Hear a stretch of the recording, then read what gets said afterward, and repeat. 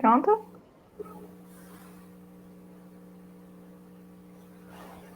Boa noite a todos.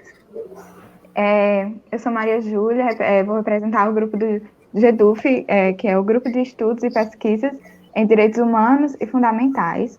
O tema debatido hoje vai ser as lutas dos movimentos negros pelos direitos fundamentais à igualdade racial no constitucionalismo brasileiro. Vamos ter a advogada graduada em Direito pela Universidade Regional do Cariri, especialista em Direito Constitucional pela URCA, pós-graduanda em Direito Público e mestranda em Direitos Humanos pela UFPB, a Lívia Nascimento. Pronto, gente. Então, desculpem o atraso, né? Aconteceu alguns probleminhas técnicos aqui com a gente e, enfim, super compreensível diante dessa nova dinâmica, né? Que a gente está tendo que se acostumar com as tecnologias, mas que bom que estamos aqui. Então, boa noite a todas, a todos e todes. Eu gostaria de complementar, né, algumas coisas da minha apresentação. Eu sou mãe também do garotinho chamado Bento. Eu sou pesquisadora, membro do NEGRE, que é o Núcleo de Estudos em Gênero e Relações Étnico-Raciais. E durante toda a minha trajetória acadêmica, durante a graduação, aliás, eu fui pesquisadora também do GEDUF, né, que é o Grupo de Estudos em Direitos Humanos e Fundamentais. E foi justamente aqui, né, nesses espaços de formação do GEDUF, que eu alicercei boa parte do meu referencial teórico, né, que me fizeram ingressar na especialização e depois do mestrado em Direitos Humanos. Enfim, durante a graduação também fui membro do PAGE, que é o Programa de Assessoria Jurídica Estudantil, que foi outro espaço que foi muito importante para a minha formação acadêmica, né, principalmente em a formação em Direitos Humanos. E eu acho importante delimitar, né, esse espaço acadêmico da minha trajetória. E fora dos muros, né, da universidade, eu sou também ativista da Rede de Mulheres Negras do Ceará, da Frente de Mulheres do Cariri e também do Grupo de Valorização Negra do Cariri, o GRUNEC. Eu acho importante, né, uma coisa que eu aprendi na militância, que é sempre importante a gente estar apresentando, né, nome, sobrenome, um pouco da nossa trajetória, para que a branquitude não nos nomeie, né, de forma equivocada, enfim. Em segundo lugar, eu gostaria de agradecer muito ao GEDUF, né, pela oportunidade de estar aqui conversando com vocês. Eu gosto muito de estar trabalhando, principalmente com esse tema, que é o tema da minha linha de pesquisa. E eu faço esse agradecimento na pessoa do atual coordenador, né, o professor Cristóvão Teixeira, e também de todos e todas as pesquisadoras e pesquisadores que compõem esse grupo, e principalmente das que estão aqui nos bastidores, né, desse debate. A Júlia, que está aqui mediando o espaço, a Luana, que também está aqui nos bastidores, o Juan também, que foi quem falou comigo desde o início sobre, enfim, fez o convite e falou comigo sobre o evento. E gostaria também de parabenizar, né, por esses espaços de discussões. Eu venho acompanhando, né, as publicações das últimas lives e está sendo muito interessante, né, esses debates que estão sendo fomentados aqui no meio virtual e que, enfim, eu espero que essas discussões, né, que estão sendo provocadas não fiquem só aqui na telinha, né, que a gente consiga estar refletindo de fato sobre essas questões, né, que envolvem a possibilidade, ou melhor, impossibilidade, né, de efetividade dos direitos humanos dentro dessa lógica, né, de civilização que a gente vive. E aí, esse tema desse debate de hoje, na verdade, ele é fruto do meu tema da monografia da especialização em Direito Constitucional aqui pela URCA, que eu terminei ano passado, inclusive mais nesse período que eu estava defendendo, né, meu TCC na especialização. E o tema mesmo do meu trabalho era a repercussão da luta dos movimentos negros pelo direito à igualdade racial no constitucionalismo brasileiro. Na verdade, eu nem sei porque que eu não mandei o título do meu TCC para cá, se é justamente essa discussão que eu vim aqui apresentar e debater com vocês, né? Eu estava conversando com as meninas antes de iniciar, ou melhor, com o Juan, e eu acho que fica interessante, assim, eu apresento, né, e aí vocês podem ir mandando perguntas, dúvidas, críticas, não sei, com relação à discussão, né, aos textos também que eu sugeri para a leitura. E aí a gente, no final, a gente discute, né, aprofunda, enfim. Deixo também meu e-mail, enfim, para possíveis partilhas de referências. Na verdade, eu não sabia quantos livros ou artigos eu podia compartilhar. E aí, com relação a essa temática, eu tenho muita coisa interessante. Então, se alguém tiver, né, pesquisando sobre essa temática da relação entre direito e relações raciais, pode estar falando comigo que eu compartilho tranquilamente o referencial teórico que eu venho trabalhando para aprofundar essas leituras. E, bom, de uma forma geral, esse meu trabalho, ele visou analisar como a luta histórica dos movimentos negros pelo direito à igualdade racial, né, repercutiu nas constituições brasileiras. E para isso, nos primeiros capítulos desse meu trabalho, eu tentei, né, esmiuçar os conceitos e dimensões sociais da raça e do racismo no Brasil. Busquei compreender como esses temas, né, esses conceitos, raça e racismo, se relacionam ao direito, né, para depois relatar como os movimentos negros brasileiros se surgiram politicamente ao longo da história constitucional do Brasil, né, de forma a desafiar as hierarquias raciais dentro dessa luta por direitos, né, e a partir disso identificar como o direito à igualdade racial, enquanto direito fundamental, foi recepcionado, né, ou não recepcionado por cada Constituição brasileira. É um trabalho, modéstia à parte assim, denso. Eu consegui acumular muitos referenciais teóricos que, tipo, a gente não vê muito na graduação, porque é uma temática específica e que são particularidades que a gente só encontra mais em pesquisadores e juristas, pesquisadoras também, juristas, né, negros e negras, que têm tentado construir, né, e consolidar essa hermenêutica crítica negra, né, se assim podemos dizer.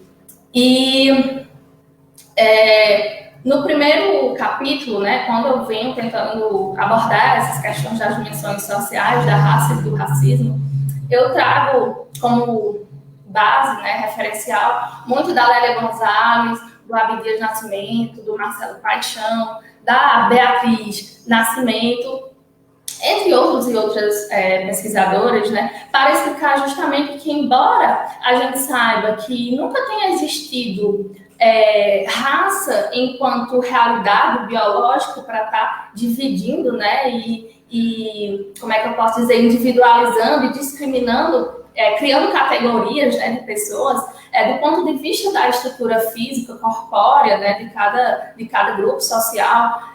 Embora isso, né, do ponto de vista biológico, nunca tenha existido, tais diferenciações do ponto de vista social e cultural, efetivamente elas foram construídas, né, e foram justificadas do ponto de vista científico, né, da época.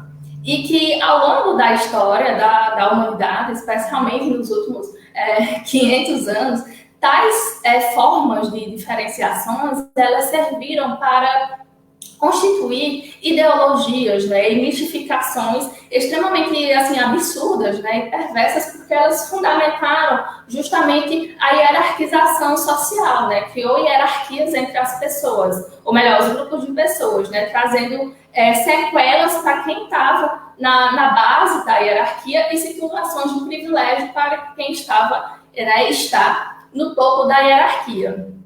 Essa hierarquia, no caso, ela se insere dentro de uma relação de poder, né? E quem fica no topo, ela exerce controle sobre a vida de quem está na base, né? E ela consolida uma exploração, uma opressão sistemática em vários sentidos, né? Abrangendo questões sociais, econômicas, políticas, culturais e também jurídicas, né? Como a gente vai ver ao longo dessa discussão. E quem traz assim, detalhadamente isso, de como essa hierarquização racial se manifesta através dessas várias dimensões, né, políticas, econômicas, culturais e jurídicas, é o Silvio de Almeida, que ele também é jurista, na obra O que é Racismo Estrutural, da coleção Feminismos Plurais. É um livro pequenininho, com preço bem acessível, e que ele consegue realmente trazer, né, todo o arcabouço teórico que explica todas essas dimensões, né, da hierarquização racial, do racismo, que é estrutural. E, enfim, é muito importante a gente perceber o quanto essa problemática, né, a forma com que os países, como o Brasil, né, que foi um país colonizado, eles foram marcados pelos processos de desenvolvimento civilizatório que teve como base justamente a colonização, a exploração sistêmica, né, a escravidão.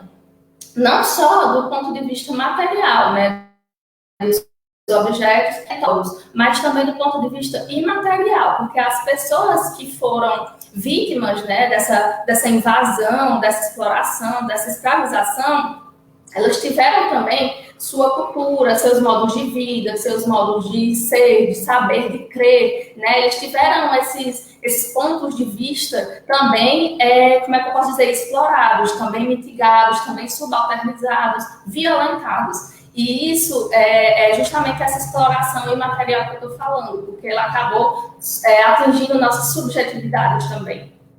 E sobre isso, um autor que trata muito, né, sobre essa concepção do racismo cultural e como isso atinge nossas subjetividades, conhecido mundialmente, é o Frantz Fanon, principalmente na obra Peles Negras, Máscaras Brancas. Né? E aqui no Brasil também, para tratar dessas subjetividades oriundas, né, como consequências do racismo cultural, a Neuza Santos. Né? Ambos foram médicos psiquiatras que se dedicaram a fazer essas pesquisas, né, de como o racismo ele se estruturou também nas subjetividades da população negra. São trabalhos bem interessantes desses dois autores para explicar essa questão da exploração subjetiva, né, e material. E, bom, o que é que tudo isso tem a ver com o direito? Quando as juristas e pesquisadoras negras, né, eu gosto de marcar território, acho que vocês já perceberam, a Dora Lúcia de Lima Bertulho e a Eunice Prudente inauguraram as pesquisas sobre direito e relações raciais no Brasil, ainda nos anos 80, elas trouxeram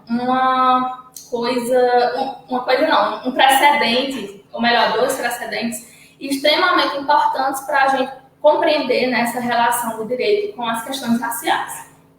A primeira é de que o direito ele pode ser, sim, um instrumento para promover a justiça social, mas ele também, né, pode ser um instrumento para consolidar, né, para viabilizar, para legitimar contradições sociais históricas como o racismo. E é como se o direito realmente fosse uma faca de dois gumes. E como é que essas faces do direito vai se manifestar? Né? Ora como promovedor de justiça social, ora como legitimador de contradições sociais como o racismo. Isso vai depender muito dos grupos hegemônicos, né, que ocupam os espaços de poder e de tomada de decisões. E aí, dependendo desse ponto de vista, o direito vai ser construído entre uma dessas formas. E considerando esse histórico, né, e considerando a questão do racismo, que é estrutural, esses espaços, né, de poder e de tomada de decisões, eles foram sempre ocupados por homens brancos, ricos, cis, heteronormativos. Então, por isso que o direito brasileiro, ao longo de sua história, ele tem vários posicionamentos extremamente complicados, né, no que diz respeito a essa questão da sua face de ser legitimador de contradições sociais. E aqui eu não falo só do racismo, entra também o sexismo, né, o machismo, a LGBTfobia, enfim, o classismo. E isso a gente vê nas obras da Dora Lúcia de Lima Bertulho, da Eunice Prudente e de outros também juristas que se dedicaram a pesquisar esse tema, que, por vezes, né, o nosso arcabouço normativo foi bem problemático. Né? Ele, na verdade, desde o seu início, ele serviu, de fato, para legitimar, por exemplo, a escravidão. Né? O negro, trazido, escravizado aqui no Brasil, ele logo lá em meados de 1800, né, nosso primeiro Código Civil trazia que a natureza jurídica dos escravizados eram como bens removentes, né? Eram semelhantes aos animais, eles poderiam ser objeto de compra, de venda, de hipoteca, de penhora, enfim, de empréstimo, né? Mas de uma forma contrária, ou seja, não era reconhecido, obviamente, como sujeito, né? E por não ser sujeito, não era sujeito de direitos. Mas, por outro lado, nosso primeiro código penal, né? Ele já trazia o escravizado como sujeito passível de receber severas punições, né? Penas cruéis, degradantes, inclusive a morte, a violência, coisas bem desumanas mesmo, sabe? E a partir daí que a gente já começa a pensar, né? De como o direito ele vem com esse histórico de ser legitimador de contradições sociais. E outra questão, né? Eu acho sempre bom ressaltar que, por exemplo, as ações afirmativas, né, que a gente conhece hoje, elas, enfim, sempre geram muita discussão, muitas críticas, né, vários posicionamentos, e as pessoas tratam como se esse fosse um debate novo aqui no Brasil, e na verdade não é. Né? Nessa época, por exemplo, né, do tráfico negreiro, da escravização de pessoas, de pessoas não brancas, já haviam ações afirmativas no Brasil, né? Não era com esse nome, obviamente, não era para as pessoas, para os grupos sociais vulneráveis, mas era para os imigrantes de ascendência europeia, porque o Brasil sempre teve, né, por ser um país colonizado, colonial, essa tentativa de embranquecer a população, porque o racismo científico que eu expliquei no começo, né, essa questão de tentar justificar do ponto de vista biológico por que estavam hierarquizando raças, eles diziam que era possível salvar o Brasil, né, da mestiçagem, era possível salvar o Brasil da população negra, indígena, se embranquecesse a população. Então, havia um forte incentivo da vinda de imigrantes de ascendência europeia para cá, nessa tentativa de embranquecer a população brasileira. E como eles faziam isso, né? Como é que tornava o território brasileiro atraente para os imigrantes, né? Era justamente concedendo terras, concedendo propriedade, né, para ter local de moradia, para ter onde produzir, para ter emprego, para ter renda, para ter tudo que os escravizados não tinham.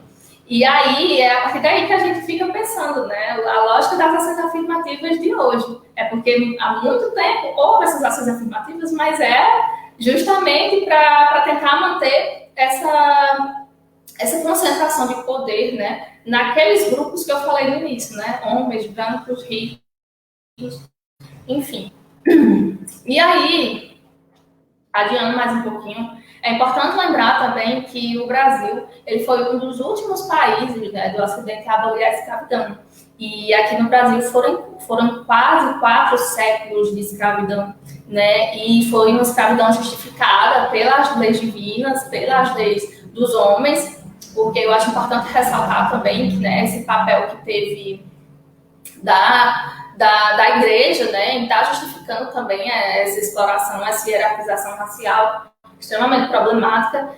Tem muitos textos também que trazem essa discussão, né, porque tinha muitos escritos da época, da forma que tratavam, né, o choque de civilização, chamando os indígenas de pessoas sem almas, né, de primitivos, e que eles tinham que ser catequizados para aprender como ser civilizados, né, como se o modo de ser, de viver, de fazer, de produzir, enfim, né, da população negra e da população indígena não fosse algo correto. Não era, de fato, aos olhos da branquitude, porque a branquitude veio justamente para impor uma visão de ser, né, de civilização. Eles achavam interessante o universo e queriam impor esse modo de ser, né, extremamente explorador, opressor, enfim, para esses povos que eles consideravam sem almas e primitivos. E, assim, durou quase 400 anos e quando chegou a abolição, não veio acompanhado do que a gente hoje conhece por políticas públicas, né, para que buscasse inserir essa população que, durante 400 anos, né, ficou na margem da sociedade. Não buscou. Na verdade, foi tão cruel quanto, né, o período pós-abolição, porque justamente se deu uma liberdade, né, liberdade entre aspas, mas se negou a acesso à educação, né? Se negou o acesso à moradia, se negou o acesso à terra pela lei de terras, que foi mais ou menos no mesmo período da transição para a abolição, que só passou a ser determinado que só quem podia ser proprietário de um terreno, de terras, enfim, era quem pudesse comprar. E a população escravizada tinha acabado de ser liberta, né, do trabalho escravo, mas sem nenhuma reparação de tudo que aconteceu. Sem dinheiro, com a mão na frente e outra atrás. Então não tinha onde morar, não tinha acesso à educação, não tinha acesso à saúde, não tinha acesso ao mercado de trabalho formal. Por quê? Porque não tinha educação. Então, como é que alguém sem ler, sem escrever, sem contar, iria achar algum lugar no emprego remunerado, né, formal? Não tinha. Então, não tinha também direito à participação política. Eu acho que é uma coisa muito importante de se considerar, não podia votar, praticamente também não podia ser eleito, porque como eu falei, né, sem estudo, não podia. E aí esses espaços, né, de educação, de trabalho remunerado formal, da política, né, enfim, o espaço público como um todo era afastada da população negra, né? O Estado ele foi muito incisivo nessa tentativa de manter afastado. Não à toa, né, que os cortiços, as favelas, elas foram se amontoando nos grandes centros urbanos do Brasil no período pós-abolição, porque essas pessoas não tinham onde morar. E, inclusive, nesse período também foi um período que as leis penais começaram a ser ainda mais cruéis para a população negra, no sentido de que se negava tudo isso em questão de direitos que eu estou falando, mas ao mesmo tempo o direito penal estava muito presente na vida da população negra, né? Porque foi um período que começaram a criminalizar a prática, o culto de religiões de matrizes africanas, a capoeira, né? Que é um esporte que era praticado majoritariamente pela população negra. Era proibido também, ou melhor, era tipificado o crime de vadiagem. O crime de vadiagem era praticamente a pessoa que não trabalhava e que estava morando na rua, ela era considerada vadia e era presa. E aí, quem é que era presa, né, por crime de vadiagem? Era a população negra, porque não tinha onde morar, não tinha trabalho, não tinha educação. Estava onde? Estava na rua. Então, tinha toda essa política, assim, criminalizadora, né, encarceradora. Inclusive, é um problema presente nos dias atuais. Júlia Borges, no livro dela, Encarceramento em Massa, né, tá aí para explicar para a gente o porquê que a população carcerária brasileira é majoritariamente assim, negra, né, por conta desse histórico de criminalização da pobreza e de criminalização dos corpos negros, né, na nossa história do direito penal, que os presídios estão lotados da população negra. Então, assim, foi um período extremamente complicado, né, esse período de pós-abolição, porque se garantiu liberdade, mas sem possibilidade de liberdades substantivas, né?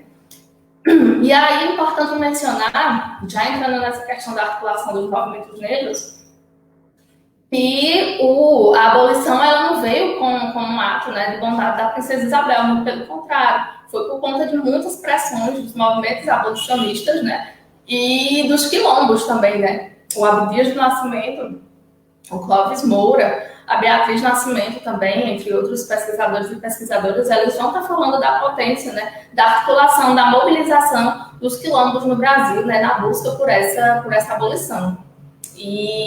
Enfim, né, uma forma de realmente de articulação, de tentar garantir a sobrevivência, né, tanto no regime escravista, tanto no período de abolição. E se a gente parar para pensar até hoje, né, porque os quilombos existem ainda e resistem, as comunidades remanescentes de quilombolas, para estar mostrando para a gente, né, que outros modos de produzir, de ser sem exploração é possível.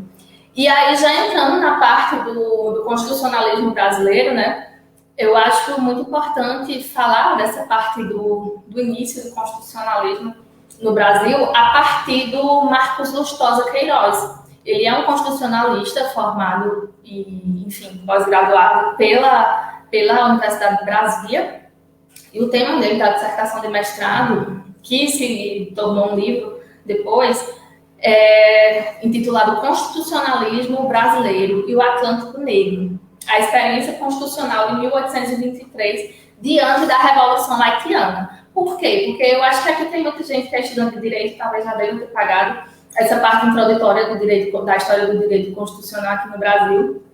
E a gente sempre vê essas discussões iniciando como se as revoluções sempre assim, né? O centro de tudo é a Revolução Francesa e a Revolução Norte-Americana. E aí o Marcos Lustosa Queiroz vai trazer para a gente os reflexos, não dessas revoluções, mas sim da Revolução Haitiana, né, até 1803, né, e como isso está no Brasil, e como isso repercutiu na forma que a nossa primeira Constituição, né, a Constituição de 1824, ela foi criada, ela foi outorgada, enfim. E aí, a partir dessa leitura de Marcos Lustosa Queiroz, ele consegue evidenciar no seu trabalho que a população negra, ela estava, não tinha meios, né, das notícias chegarem rápido entre continentes. Mas havia, obviamente, já essa possibilidade de transitar esse tipo de informação. E as oligarquias do Brasil, né, elas já estavam atentas a tudo isso que estava acontecendo, né, na Ilha de São Domingos, né, e ficava extremamente preocupado. Poxa, se isso chegar, se os ventos, né, intercontinentais trouxerem para aqui essa possibilidade de revolução, a gente não tem como sobreviver, porque a população negra já era, em questão numérica, bem maior do que a população branca, porque o tráfico negreiro ele era um comércio, assim, era o principal comércio daquela época. Então, assim, a população brasileira já era majoritariamente negra. E eles ficavam extremamente preocupados, porque eles ficavam pensando, poxa, se eles se organizarem como a galera do Haiti se organizou, não tem como, né? Uma revolução negra também vai acontecer aqui. E aí o Marcos Lustosa Queiroz traz para a gente os arquivos, né, de falas muito bem antigas dessa época da Constituinte de 1823, do quanto eles tinham medo disso acontecer, né? E medo também daqueles ideais, né, de igualdade, fraternidade, liberdade, que também os ideais iluministas, né, das outras revoluções traziam. Eles diziam, poxa, a gente não pode estar falando de igualdade, liberdade e fraternidade aqui de jeito nenhum. Então, assim, vamos abafar o caso. E foi justamente por isso que Dom Pedro chegou a fechar o Congresso, né? E, enfim, não quis mais que essas coisas fossem discutidas na Assembleia. E ele outorgou, né, a nossa primeira Carta Magna. E aí, tem uma passagem bem interessante que eu vou até no meu trabalho, que o Paulo Bonavides, no trabalho dele, ele até comenta, né, que enquanto outros países, né, as primeiras constituições nasceram com o intuito de romper com as estruturas do absolutismo, da exploração, buscando romper a força da igreja, né? Em sentido contrário, no Brasil, a primeira carta, né, a de 1824, ela foi criada justamente sobre as ruínas sociais do colonialismo, né, herdando do colonialismo todos os vícios e as taras, e ao mesmo tempo em promiscuidade com a escravidão trazida dos sertões da África e com o absolutismo europeu. E ele termina, é uma citação bem enfática, né, que tinha as hibridez dos Braganças e das Cortes de Lisboa, as quais deveriam ser o braço da liberdade e todavia foram para nós, contraditoriamente, o órgão que conjurava a nossa recaída do domínio colonial. Aí, passando mais à frente, quando a gente teve a transição, eu não tenho como esmiuçar tudo, porque o tempo é pouco, né? Eu estou chegando na segunda Constituição, mas vamos lá. Passando para o período imperial, do imperial para o republicano, né, que foi também marcado por inúmeros levantes, né, em sua maioria, que clamavam pela abolição do sistema escravista, que veio acontecer apenas em 1888, ou seja, 1 ano antes da proclamação da República, né? Mas, como eu falei, embora muita cobrança para que essa abolição viesse de forma que buscasse realmente inserir a população antes escravizada, né, na sociedade, como eu já falei, ela não veio acompanhada de políticas públicas para garantir isso, né? Na verdade, se instalou realmente uma negação total de direitos e uma perseguição ainda mais para esses corpos, né? E o próprio hino da proclamação da República no Brasil, ela já vinha com essa ideia de tentar abafar o caso do que aconteceu na escravidão, né? O hino da proclamação da República dizia mais ou menos que nós nem cremos que escravos outrora tenham uma vida tão nobre para o país. Hoje, o rubro lampejo da Aurora acha irmãos, não tirando os hostis, né? O historiador Hilton Costa, ele vem falar dessa perspectiva, né, racial durante a proclamação da República. E ele narra que durante todo esse processo, né, de independência do Brasil, houve essa tentativa de apagar as violências, né, do passado, nem tão passado assim, do regime escravocrata, né? Teve uma queima total dos arquivos, realmente jogaram assim dos rios para que se perdessem todos os documentos que comprovassem tudo que aconteceu, justamente porque eles já tinham medo, né, dessa possibilidade de reparação, porque eles não tinham como reparar, né, ou pensar em como reparar esses 400 anos de violência. Então, houve esse apagamento, essa tentativa de apagar da história essa violência, né, que aconteceu durante 400 anos. E foi assim que veio a nossa segunda carta, né, a Constituição de 1891. A Constituição de 1891, ela, durante seu debate, né, durante a Assembleia Nacional Constituinte, que aconteceu o ano anterior, em 1890, ela teve também essa forte presença, né, de falas que buscavam amenizar o passado escravocrata, que buscavam parabenizar os atos de quem queimou os arquivos, enfim. E a galera sempre comentava que, beleza, acabou, né, o regime escravocrata, mas agora tá tudo ok, né? A gente vive em plena harmonia, não tem problemática. E a partir desses discursos, né, vinha justamente a justificativa para não se criar políticas públicas ou lei garantidora de direitos para a população, que era, obviamente, extremamente vulnerável dentro daquele contexto. E os movimentos, né, abolicionistas, quilombolas, na verdade, eles já vinham nessa tentativa de participar desses espaços para tentar estar levando essas pautas, mas infelizmente era praticamente impossível, né, estar ocupando os espaços de poder, de tomada de decisões, porque era um momento que realmente a população negra não podia votar, não podia ser votada, não podia realmente entrar nesses espaços de discussão. Então acabava que todas essas tentativas de reivindicar direitos, né, até o presente momento, elas ficavam afastadas dos espaços que realmente discutiam isso. E aí, durante a nossa Primeira República, ou melhor, né, no decorrer da nossa Primeira, Segunda República, alguns movimentos sociais foram se surgindo, foram se organizando, se articulando, justamente para tentar levar para o cenário político, né, para o cenário público, a situação extremamente degradante que a população negra estava vivendo, que não era tão diferente do regime escravocrata. E aí, aquele artigo que eu passei do Petrônio Domingues, né, ele vem falando desse histórico dos movimentos negros no Brasil.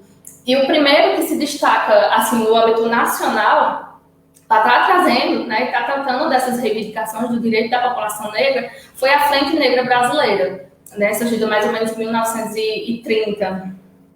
E Domingues explica que a Frente Negra Brasileira, a FNB, eles eram extremamente bem articulados a nível nacional, inclusive, e eles buscavam, se preocupavam muito em prestar assistência imediata à população negra, porque assim era fome, era situação precária, era encarceramento em massa, né? Era falta de acesso à educação, falta de acesso à saúde, falta de acesso aos mercados de trabalho formal, falta de acesso a tudo que era direito básico para se sobreviver, né? Para viver com dignidade. Então, a FNB se preocupava muito em tentar garantir isso, por meio de estar fomentando creches, né? De estar incentivando a alfabetização da população negra. Era realmente uma preocupação de estar chegando na base, né? Para tentar construir essa cidadania da população negra que ainda não era possível, né, de se falar. E, para além disso, né, eles também se preocupavam a longo prazo em estar preparando essas pessoas por meio da educação, por meio da qualificação, para estar ingressando nesses espaços que sempre foram negados, né, para a população negra, que era a política, porque eles entendiam já que essa articulação era extremamente importante para estar tentando fazer as demandas, né, estarem chegando no parlamento, para estar virando lei, enfim. A FNB, inclusive, conseguiu se tornar um partido político, em 1936. Mas, como a gente vai ver adiante, eles tiveram que recuar por conta da ditadura da Era Vargas.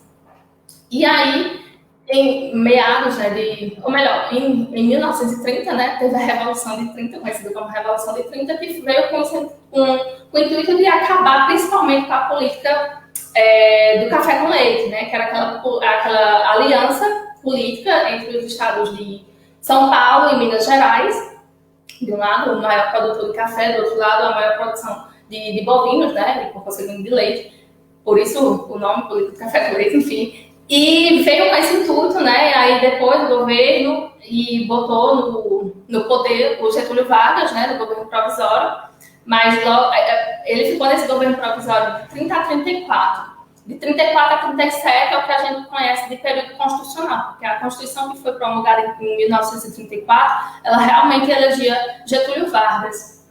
E depois tem o período de 37 a 45, que Getúlio Vargas também ficou no poder, mas que é conhecido como Estado Novo, porque em 1937, que era para ter eleições, ele deu um golpe, né, para se perpetuar no poder.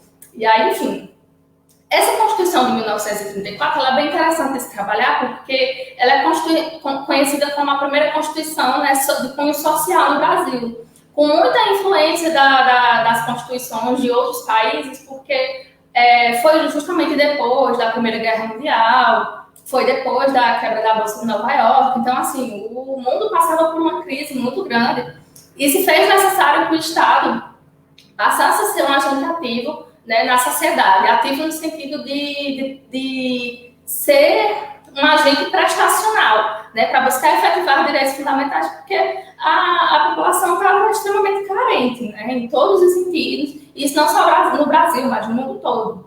Então, teve esse surgimento, né, do constitucionalismo social, e essa Constituição de 1934 marca esse caráter, né, de Constituição social aqui no Brasil. E aí, essa fase é conhecida como uma das fases mais progressistas, né, do Brasil. Foi a época que as mulheres conseguiram direito ao voto, foi a época em que houve uma reforma eleitoral justamente para proibir essa questão da política do café com leite, mas aí eu tô rindo, por conta da atuação do Getúlio Vargas, né, que ele fez tudo isso e depois implantou uma ditadura. E a Constituição de 1934 ela era bem avançada, ela foi a primeira a tratar da igualdade racial, né? Ela trazia no seu texto essa questão de que, até então, as outras duas elas traziam mais ou menos que todos são iguais perante a lei, né? A partir de 34 foi que veio aquele dispositivo, né, que a partir de então passa a ser quase semelhante às outras constituições, de que todos são iguais perante a lei, sem distinção de gênero, raça, sexualidade, religião, mais ou menos isso que o texto dizia.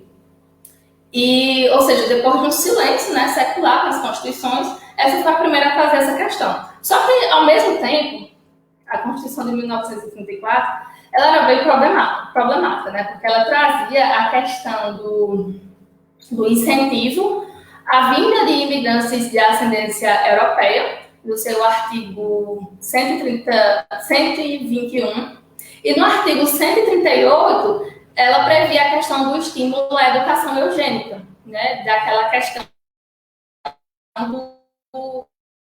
de segregar, de que se misturasse, né? A mestiçagem era um problema para a raça humana, porque, enfim, as pessoas mestiças, elas eram inferiores racionalmente falando, né? Isso era o justificativo que dava. E estava no texto da Constituição, artigo 138 e 121. De um lado, a educação eugênica e do outro, o incentivo à vinda de imigrantes.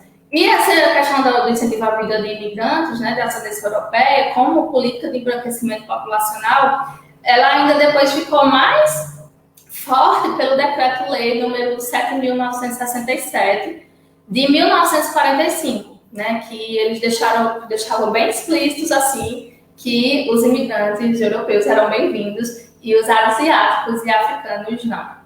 Era realmente expressa nessa lei.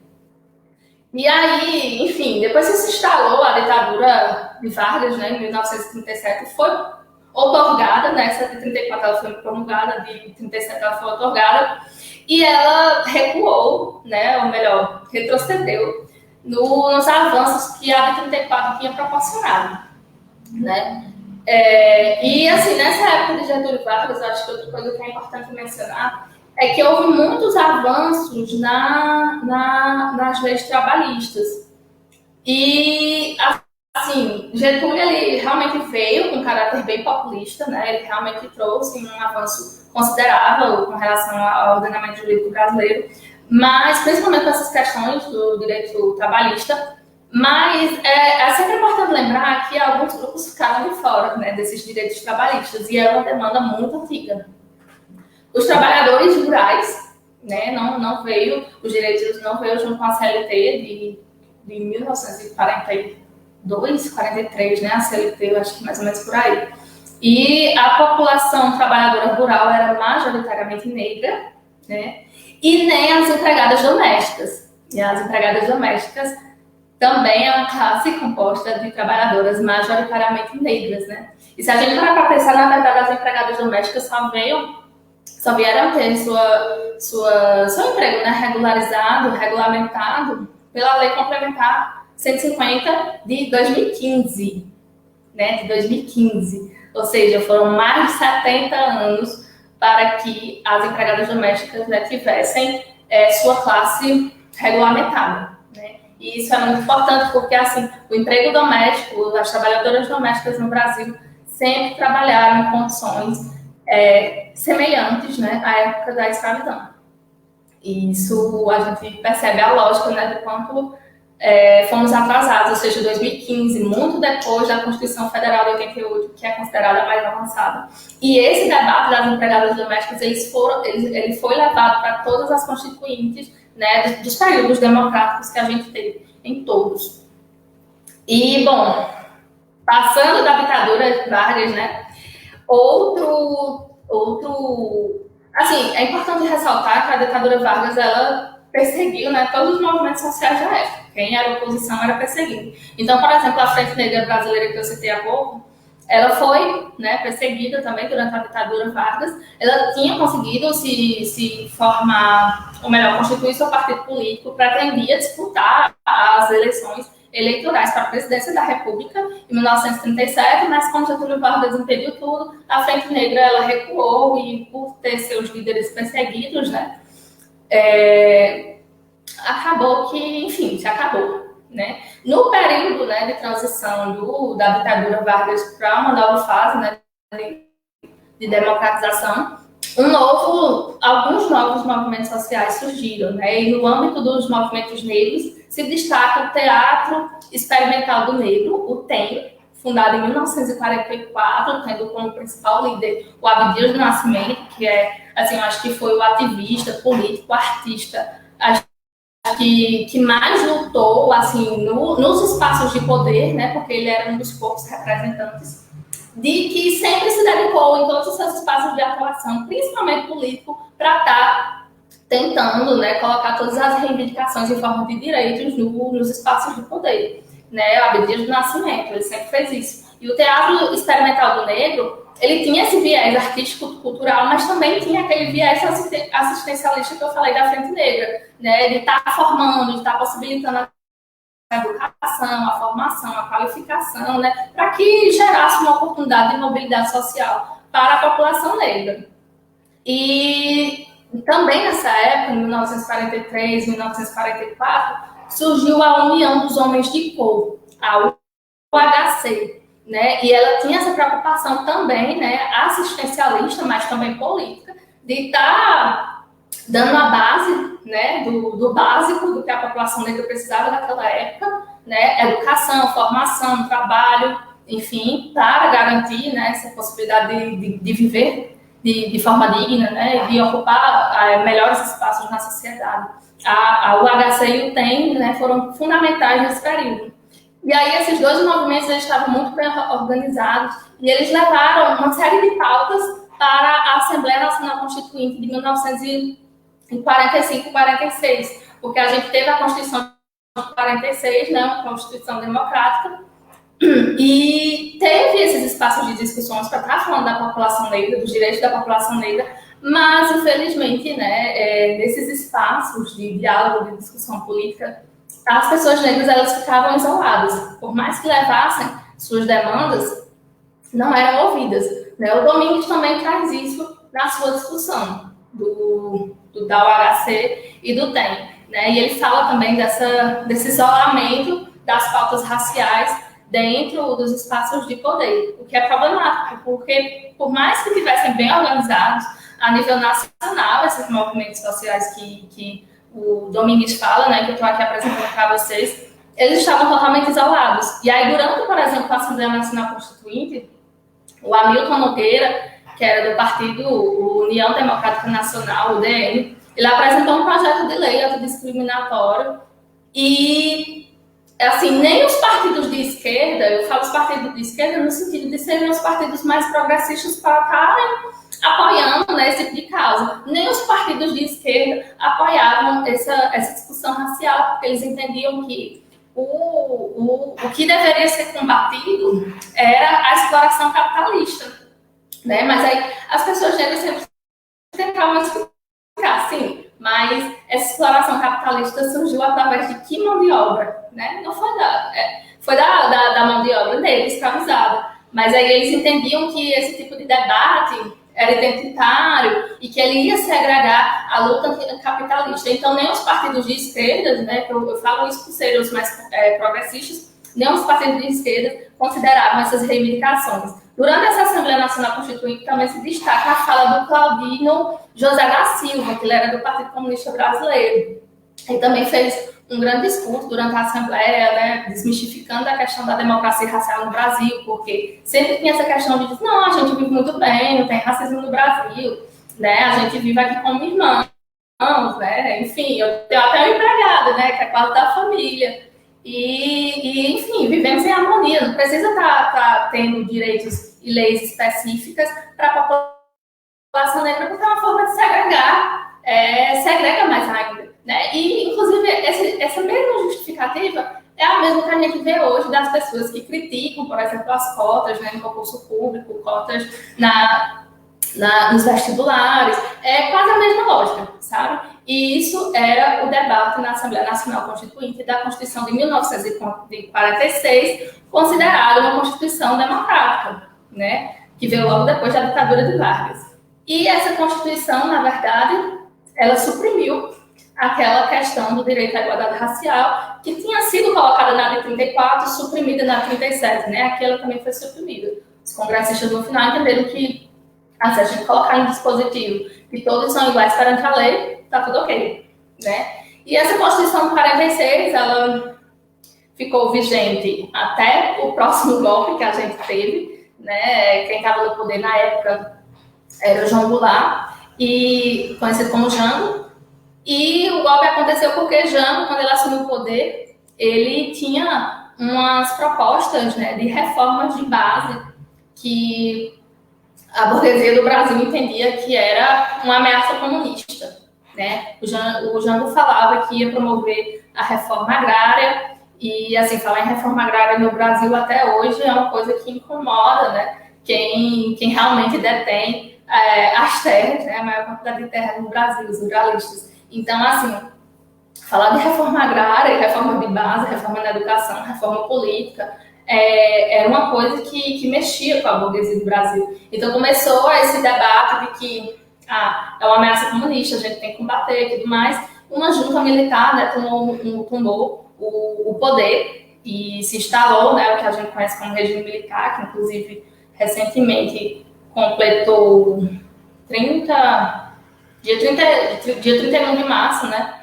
Fez aniversário, foi o aniversário do golpe, e a gente viu, inclusive, né, muitas discussões relacionadas à questão do movimento Memória, Verdade e Justiça, porque até hoje não se sabe exatamente quantas pessoas foram torturadas, quantas pessoas sumiram, né, quantas pessoas foram mortas, quantas pessoas foram presas arbitrariamente, não se sabe. Né? Nessa época, realmente foi um período assim, extremamente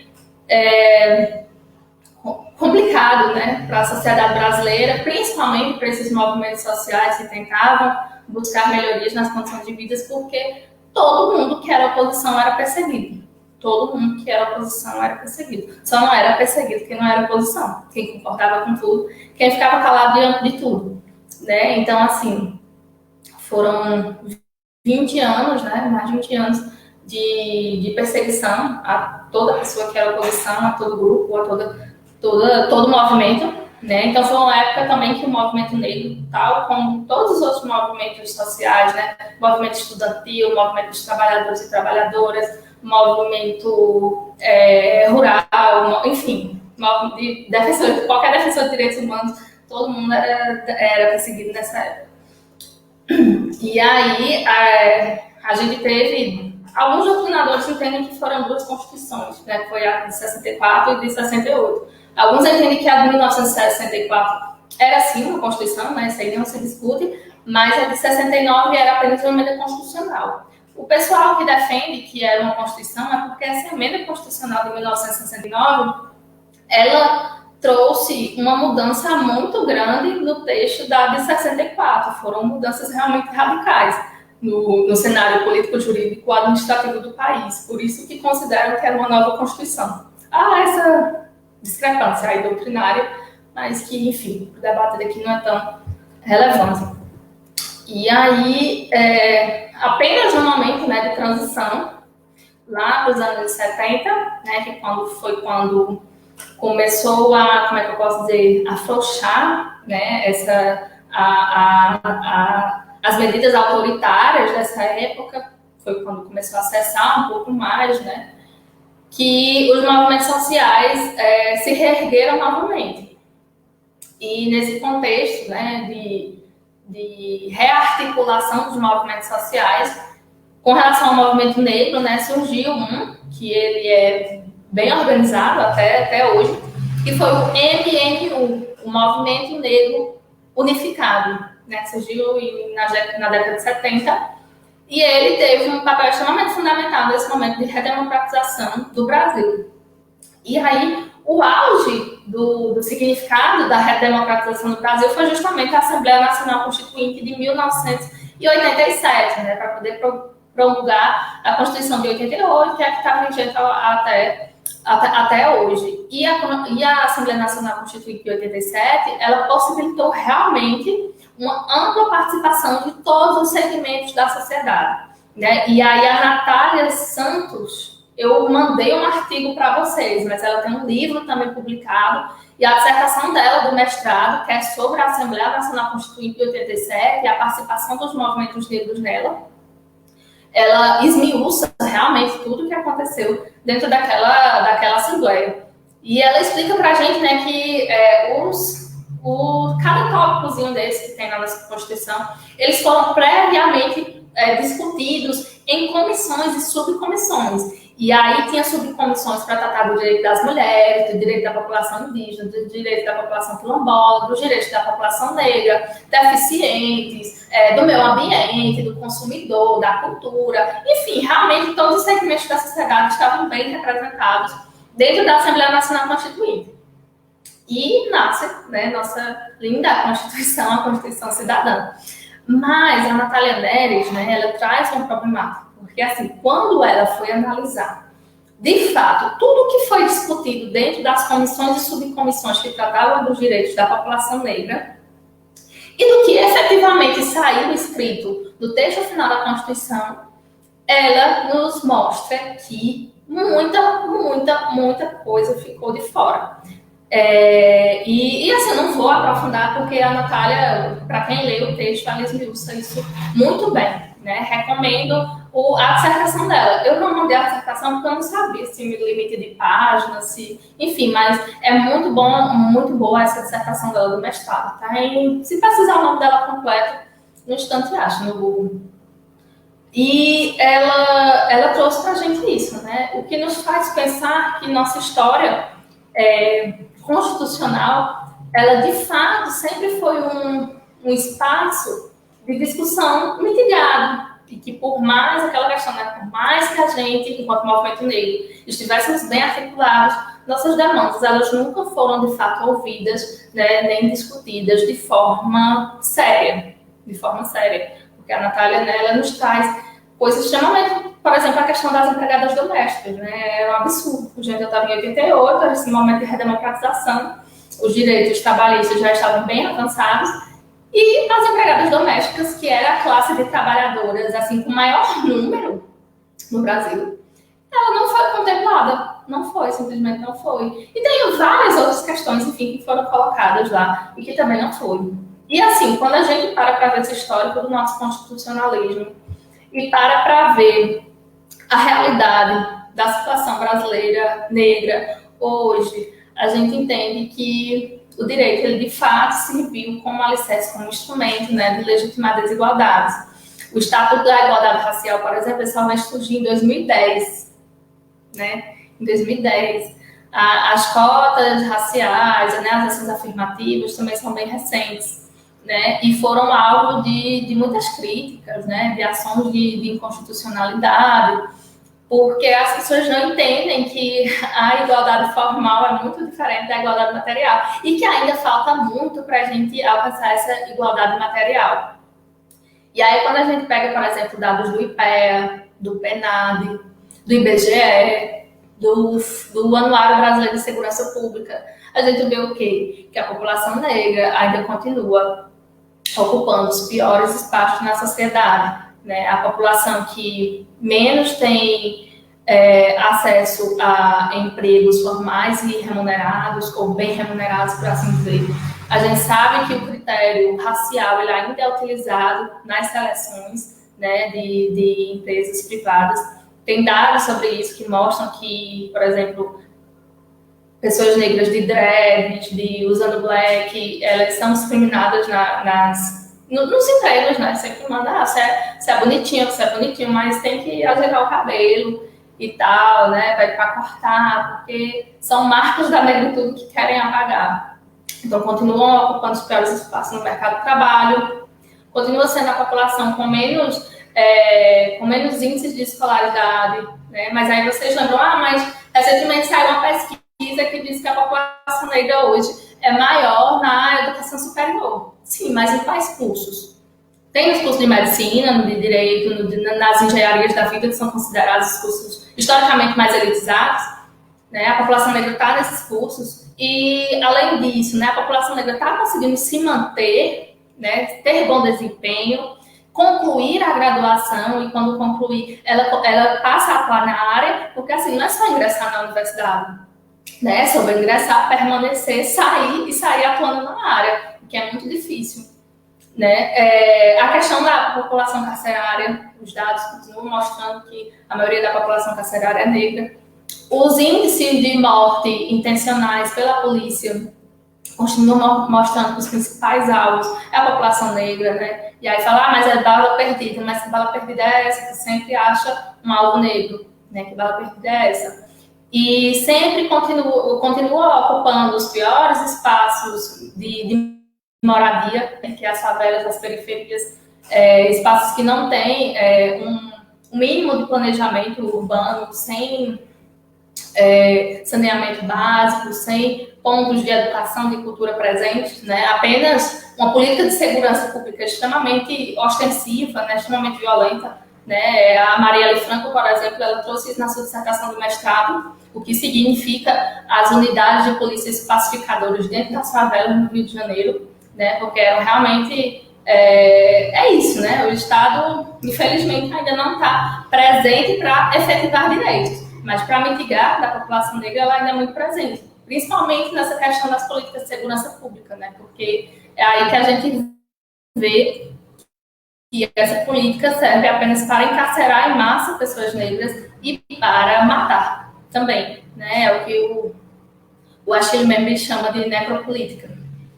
E, assim, eu acho que é mais ou menos a partir dessas reflexões, né, que a gente consegue pensar o quanto foi complicado a história do nosso constitucionalismo e o quanto os movimentos negros têm para ensinar, né, o que a gente deve pensar como sentido de igualdade, né, não essa igualdade formal que tentaram colocar em todas as constituições, de que todos são iguais perante a lei, está tudo resolvido. Não é isso, né, a gente tem que pensar em estratégias que busquem materializar esse direito, né, por meio de políticas públicas, de ações afirmativas, e aí sim a gente pode estar falando que vivemos numa democracia, né? Na minha dissertação, o O prefácio é uma fala do Abdias Nascimento durante a Assembleia Nacional Constituinte de 1987, e ele vem trazendo para a gente essa reflexão, né, extremamente importante, de que o negro não esteve sob um regime autoritário apenas durante os 20 anos de ditadura militar. Nós estamos sob o regime do autoritarismo há quase 500 anos. Para nós, todos os governos, todos os regimes deste país têm sido ditatoriais, autoritários, e por isso precisamos, agora que falamos em abertura, que estamos às vésperas da construção de um Brasil novo, ter em mente esse dado fundamental para essa nova organização social e política do nosso país. Os negros que construíram com sangue, suor, lágrimas e muito sofrimento este país e são considerados cidadãos de segunda classe, tanto que nos condenam com o racismo ao reverso quando advogamos o nosso direito de igualdade, o nosso direito de nos vermos representados em todos os níveis de poder. Então eu digo, enquanto não existir a presença negra em todos os níveis de poder, em todas as instituições deste país, estaremos aqui clamando. Este Brasil não tem o direito de falar em democracia. Então, acho que a partir disso que eu encerro essa fala, né? Mas aí eu acho que é importante a gente ver o que aqui quem está participando está achando do debate. Se quiser fazer perguntas, se quiser se colocar também, estamos aí. Certo? Não teve nenhuma pergunta até agora, mas eu queria fazer um comentário referente a mais, tipo, uma diferença entre a common law e a civil law, que é, por exemplo, o caso que está tendo agora nos Estados Unidos, que está sendo julgado o caso de George Floyd, que pode abrir um precedente para que sejam avaliadas as punições para policiais que cometem infração contra pessoas negras, né? Em contraponto, aqui no Brasil, que está efetivada na Constituição, que todos são iguais, sem distinção de gênero, sexo e etc., inclusive está entre os direitos fundamentais. Teve recentemente o caso da cantora Ludmilla, que uma mulher ofendeu ela racialmente e foi alegado liberdade de expressão. Aí eu queria que se a senhora pudesse fazer um comentário acima disso. Nossa, Júlia, é extremamente fundamental. Como eu falei, né, não tive como trazer os pontos principais que eu abordei nesse meu trabalho, né, em todas as referências, mas eu também trago essa questão de como sempre, desde as primeiras leis que visavam criminalizar as práticas de racismo no Brasil, quando ia partir para o judiciário, a primeira foi a do Alberto Caol, né? E sempre quando chegava no judiciário tinha esse empecilho. Por quê? Porque a nossa hermenêutica, a nossa jurisprudência, o histórico do nosso direito, ele é branco, ele é racista, é preciso nomear. E quando esses casos de racismo chegam no judiciário brasileiro, não, isso aqui não é... A Eunice Prudente, eu acho que foi o artigo da Eunice Prudente que eu compartilhei com vocês, ou foi da Bertulli, enfim, eu posso compartilhar esse outro também. Ela traz para a gente que o primeiro caso que foi julgado, com base na lei do Alberto Caol, o juiz disse, era uma mulher que tentou entrar numa festa e ela foi barrada porque ela era negra. E quando chegou no juiz, o juiz, não, era porque ali era uma festa privada e ela não era convidada, ela não estava na lista de convidadas. Aqui, na verdade, os homens são loucos pelas mulheres negras. Era muito improvável que, se fosse uma festa pública aberta, essa negrinha não pudesse entrar, né? E isso, a Dora Lúcia de Lima Bertulho, a Eunice Prudente, ela traz esse texto analisando várias questões, né? O quanto a mulher negra é hipersexualizada, o quanto o juiz foi racista e o quanto o caso não serviu de nada, porque no final das contas a empresa, né, que estava promovendo a festa, os organizadores, eles foram absolvidos. Não foi crime barrar aquela mulher de entrar na festa, tal como não foi crime não selecionar candidatos a cargos de emprego em outras instituições. E os dados atuais das pessoas que pesquisam essa questão dos casos de racismo e injúria racial levados ao judiciário, eles mostram isso. A maioria dos crimes de racismo, quando chegam no judiciário, são descaracterizados. Não, isso aqui não foi racismo, foi injúria racial. Por quê? Porque o crime de racismo, ele tem uma pena mais pesada, né, do que a da injúria racial. Aí descaracteriza para ser injúria racial, e aí, por vezes, essas pessoas acabam, sei lá, dando uma cesta básica, prestando um serviço na comunidade de um dia, e pronto, fica por isso mesmo. Aqui no Crato, o grupo de valorização negra que eu faço parte, ele é bem enfático nisso, né, porque ele começou a se organizar aqui no Cariri a partir de um caso de um posicionamento bem racista, de uma pessoa, de um homem, que era candidato a vereador na cidade de Crato, e judicializou o crime, enfim, e quando foi ver a sentença, era isso, liberdade de expressão, né? Ele é parlamentar, ele pode falar o que quiser. O nosso atual presidente da República, por exemplo, na época que ele estava como candidato, ele comparou as pessoas de uma comunidade quilombola a animais, dizendo que eles eram tão magros que pesava arrobas, né? E quem pesa arrobas é animais. E não só isso, né? Então, assim, são vários casos.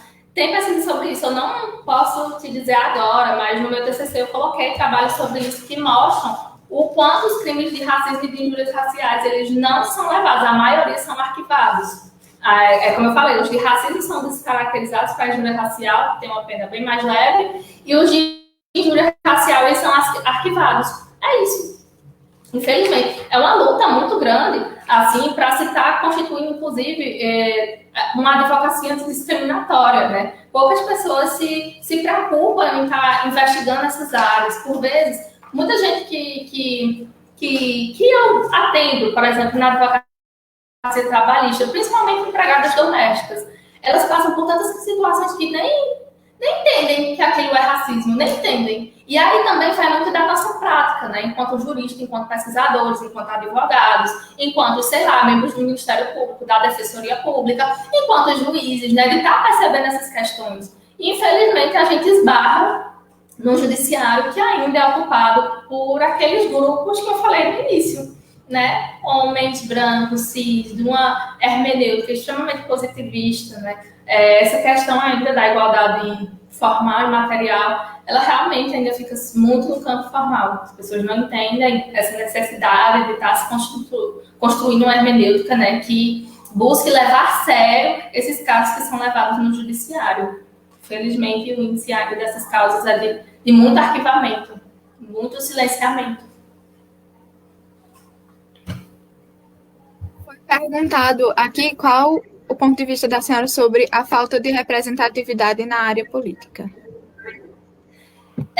Eu acho que essa pergunta é muito respondida por aquele trecho que eu citei do Abdias Nascimento, né? Enquanto a população negra não tiver, porque os dados demográficos mostram para a gente que no Brasil a população em geral ela é constituída majoritariamente pela população negra.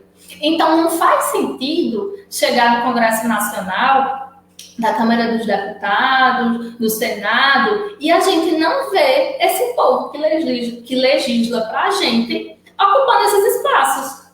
Não faz sentido. Por quê? O que é que significa? Ali não deveria estar justamente os segmentos da sociedade que representam a população brasileira, mas não está. Não está. Somos minorias. E como diz Abdias do Nascimento, enquanto a gente não estiver ocupando esses espaços de poder em todas as instituições, né, que é justamente nesses lugares que se discute legislações, políticas públicas, é justamente aí. Se a gente não está nesses espaços, quem é que vai levar essas demandas? Né? Então, é por isso que, por exemplo, Abdias do Nascimento, Benedita da Silva e todos os outros parlamentares negros e negras fizeram um papel extremamente importante de estar dando vozes a essas reivindicações que vinham por meio dos movimentos sociais, né? E assim, enquanto nós estivermos nesses lugares, não tem o que falar de democracia no Brasil, porque a maioria da população brasileira não está sendo representada de fato. Mais uma pergunta feita por Luana Andrade.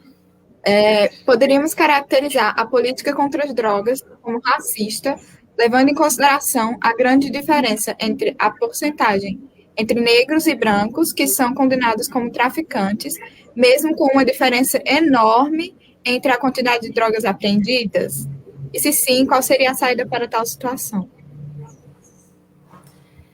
Pois é, né? Nesses estudos que trazem essas problemáticas do encarceramento em massa no Brasil, como a Juliana Borges, o Sérgio Adorno, eles vêm explicando como essa política de drogas no Brasil é extremamente cruel, justamente para a população negra, né? Que é mais uma das artimanhas, né, da nossa legislação, do nosso judiciário, de estar encarcerando em massa grupos específicos. E aí, Luana, realmente tem esses estudos, né? Esses autores que eu citei, eles trazem para a gente que tem uma diferença muito grande do que é considerado usuário e do que é considerado traficante aos olhos de quem está aprendendo. E aí ela mostra para a gente que para uma pessoa branca ser presa por estar portando, por exemplo, maconha, né, tem que ser uma quantidade muito, muito maior do que uma pessoa negra que está carregando, no máximo, um cigarro. Né? Ela vem explicando para a gente. E ela explica mais, né, porque a gente para pensar. Ninguém vê ninguém vê a polícia, por exemplo, atirando num pé de maconha, por exemplo. Mas a gente vê, né, pessoas morrendo diariamente em alto número por ser considerada uma pessoa extremamente perigosa, né, por estar portando, supostamente está portando alta quantidade de droga. Então, entra a questão do encarceramento e entra a questão das mortes, né, decorrentes de atuação intencional da polícia, que são números muito grandes.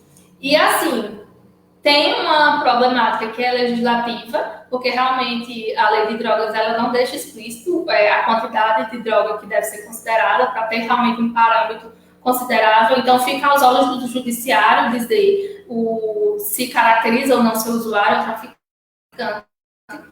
E aí, por exemplo, a gente viu recentemente duas decisões, né, extremamente complicadas. Uma delas, a juíza dizia que a pessoa, quando chegava na parte da dosimetria da pena, né, para ver as circunstâncias de atenuantes, né, ou de agravantes para o réu. E aí, por exemplo, ela dizia assim que ele não era reincidente, mas com relação à sua vida social, nada se sabia. Porém, pelo seu estereótipo, né, ele teve uma circunstância agravante pelo seu estereótipo, embora não tivesse nada na sua ficha criminal, ele não era reincidente. Né? E teve outra decisão que, ao contrário dessa, né, porque essa juíza ela viu a pessoa negra e entendeu que aquele estereótipo ele podia ser considerado um agravante. Em outro julgado, uma outra juíza entendeu que aquele réu ele não tinha característica de uma pessoa, se não me engano era o crime de roubo, não tinha uma característica de uma pessoa que roubava. E ela lhe dizia, porque ele era branquinho, dos cabelos loiros e olhos azuis. Então, assim, se uma pessoa branca dos olhos azuis e cabelo loiro, ela não é considerada suspeita, o que é considerado suspeito? É justamente o contrário, uma pessoa negra do cabelo negro, dos olhos negros.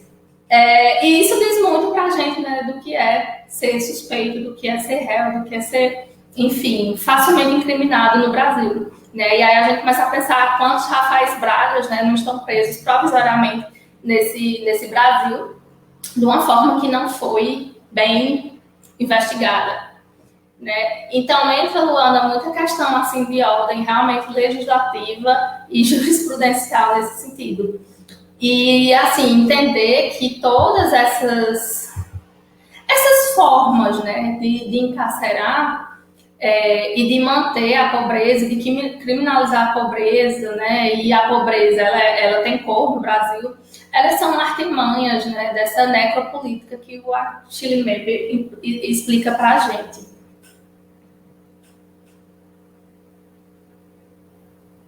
A Sandra tem mais algum comentário para fazer? Não, acho que, assim, no máximo era isso mesmo que eu tinha para compartilhar sobre esse meu trabalho e me colocar à disposição, porque, como eu expliquei no início, eu realmente não sabia a quantidade de referências que eu podia compartilhar. Mas, como surgiu essas perguntas, né, eu tenho referências sobre essa questão da lei de drogas, de encarceramento, esses dados sobre questão de como o crime de racismo e a injúria racial é debatida no judiciário brasileiro. Eu tenho algumas, assim, eu me coloco à disposição para estar compartilhando, né, esses materiais, para que a gente possa estar aprofundando essa leitura sobre esse tema. Eu queria agradecer pela presença da senhora, foi um debate extremamente informativo, acrescentou várias informações e conhecimento para a gente, foi muito bom. Obrigada. Nossa Senhora tá no céu, Júlia, mulher. Mas, gente, eu é que agradeço pela oportunidade, eu fico muito feliz de estar vendo esse tema sendo debatido aqui nesse espaço, né? Eu acredito, não sei se essa live vai ficar né, permanente nas redes sociais do GEDUF, se foi gravado, mas eu acho importante a gente estar fomentando essas discussões, né? Porque, como eu falei, os dados dos órgãos oficiais continuam mostrando que nossa situação está extremamente precarizada e a gente, enquanto juristas, né, enquanto pesquisadores e pesquisadoras, professores e professoras, futuros advogados e advogadas, defensores públicos, promotores de justiça, juízes e juízas, a gente tem que ter esse olhar sensível, né, para essa questão da efetividade ou não efetividade dos direitos humanos e fundamentais aqui no Brasil. E essa perspectiva racial, tá, como a perspectiva de gênero, né, da questão da sexualidade, enfim, de outras, né, circunstâncias que incidem nos fatores de desigualdade, né, social no Brasil, elas têm que ser discutidas por a gente que está ocupando essa área, né, a área do direito, a área da ciência jurídica. É muito importante esses espaços de discussões. Então, assim, só agradecer e parabenizar mesmo pela iniciativa. A gente agradece a presença da senhora e vai ficar gravado, salvo engano, fica no YouTube do GEDUF. Então é isso, gente. Uma boa noite, né? E se cuidem, é um momento muito complicado, se cuidem. E espero que a gente possa estar debatendo essas questões em breve, mas não por essas telinhas, né? Pessoalmente. E um abraço virtual para todo mundo que fica. Tchau, gente.